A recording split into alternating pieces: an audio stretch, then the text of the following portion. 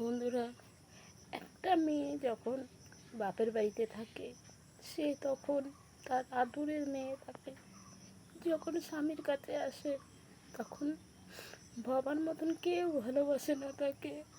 কেন যেন সে যে পরের বাড়ির মেয়ে, তার জন্য তাকে ভালোবাসে না। একটা মেয়ে কোনটা তার বাড়ি আছে, বাপের বাড়ি তাও বাপের, শ্বশুর বাড়ি তাও শ্বশুরের।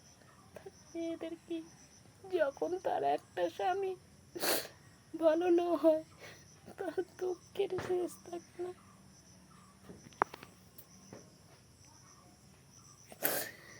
তাই বলি, আমার মতন দুঃখিনী কেউ যেন না হয়। অনেক কষ্ট সহ্য করেছি, অনেক দুঃখ সহ্য করেছি, কিন্তু আমি আর সইতে পারি না। অনেক কষ্ট সহ্য করেছি, অনেক সবার মতন ক্ষমতা দিয়েছে, কিন্তু আমি আর পাচ্ছি না। যার ঘরে স্বামী ভালো থাকে না, আর দুঃখের আর শত্রু লাগে না, ঘরের স্বামী বড় শত্রু হয়ে যায়। তাই তাই বলছি যে আমার মতন দুঃখী কেউ হয়েও না বন্ধু, আমার মতন দুঃখী কেউ হয়েও না।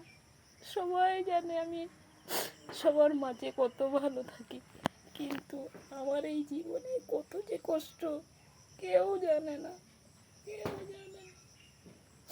আমি ছাড়া কেউ বুঝবে না, জানে সবাই, কিন্তু কেউ বুঝবে না। যখন তার কাটা ঘায়ে নুনের ছিটা দেওয়া হয়, তখন যেখানে কেটে দেয় সেখানেই নুন দেয়। আমি চাইছি আমি সব ভুলে সংসার করতে, কিন্তু আমাকে কখনোই করতে দেওয়া হয় না। সব পুরনো কথা আমাকে মনে করানো হয়। কেন?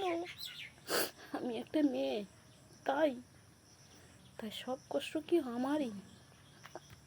তোমরা বলো।